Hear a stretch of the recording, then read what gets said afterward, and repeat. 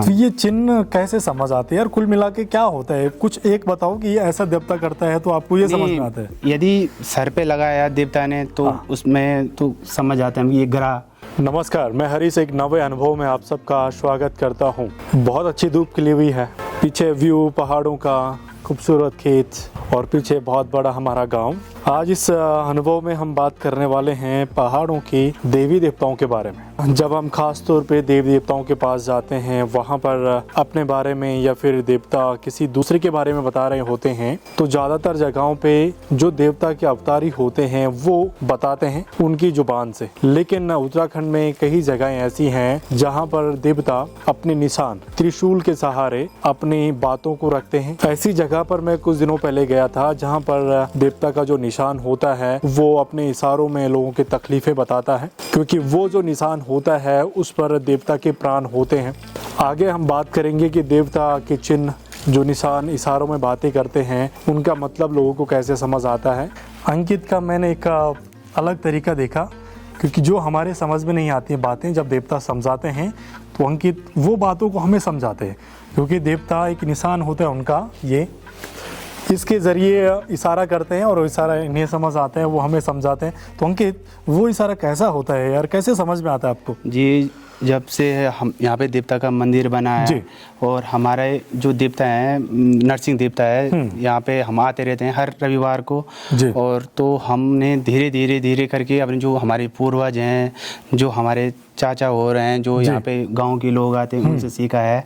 बस चिन्ह ऐसे सीख गए हम। हाँ। तो ये चिन्ह कैसे समझ आते हैं यार, कुल मिला के क्या होता है? कुछ एक बताओ कि ये ऐसा देवता करता है तो आपको ये समझ में आता है। यदि सर पे लगाया देवता ने तो उसमें तो समझ आता है कि ये ग्रह देवता ग्रह की बात होता है। जब आपका मैटर आया था उसमें हमने फटक समझ गया मैं कि ग्रह की बात कर रहे देवता। यदि देवता नीचे अपना वो जो त्रिशूल होता है, जो छतर होता है, यदि जमीन में लगाएगा तो हम समझेगा कोई पुरानी बात हो सकती है। अपना माइंड लगाना पड़ता है, एकदम ऐसा व्यतीत करना पड़ता है कि बिल्कुल वकील जैसा करना। मतलब यार ये चीज़ें समझनी पड़ती है पहले। आपने बहुत सालों से ये चीज़ें देखी हैं, समझी हैं, उसके बाद कहते हैं आप। क्योंकि हमारे समझ से भारतीय हो, जब देवता निशान यहाँ पर लगा रहे थे, ये 1 2 3 कर रहे थे, ये कहीं पर निशान लगा रहे थे, तो अंकित जी को पूरा समझ आ रहा था।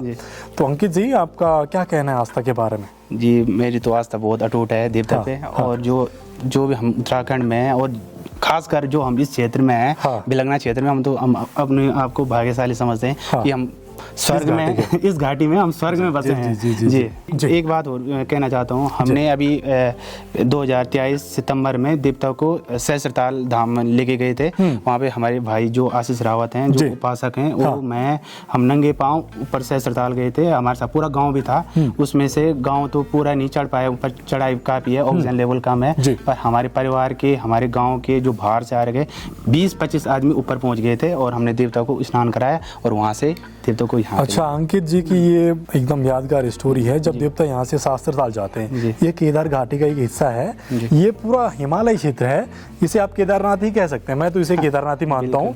और जब अंकित यात्रा पे जाते हैं देवता के साथ तो नंगे पैर जाते हैं। जी बिल्कुल। उसके बीच में अंकित जी आपको देवता की कृपा कहाँ पर महसूस होती है? क्योंकि बहुत मुश्किल होता है नंगे पैर वहाँ चढ़ना। नहीं, एकदम ही जब हम देवता का जब निशान उठाते हैं एकदम ही एनर्जी आ जाती है। अच्छा। देखो एक दिन हम यहाँ से गंगी गए और गंगे से दूसरे दिन हम समेश्वर देवता जो वहाँ के इष्ट देवता हैं उनकी आज्ञा लेने पड़ते हैं, क्योंकि वो जो पहाड़ के जो डांडा होता है वहाँ के वो रखवाले वही हैं। तो तो आपको भी पता है वहाँ उन देवता का परमिशन जरूरी है, देवता भी लेता है। उसके बाद देवता के साथ हम निकल गए और फिर वो एनर्जी खुद आ जाती है। मतलब देवता की शक्ति इनके साथ होती है।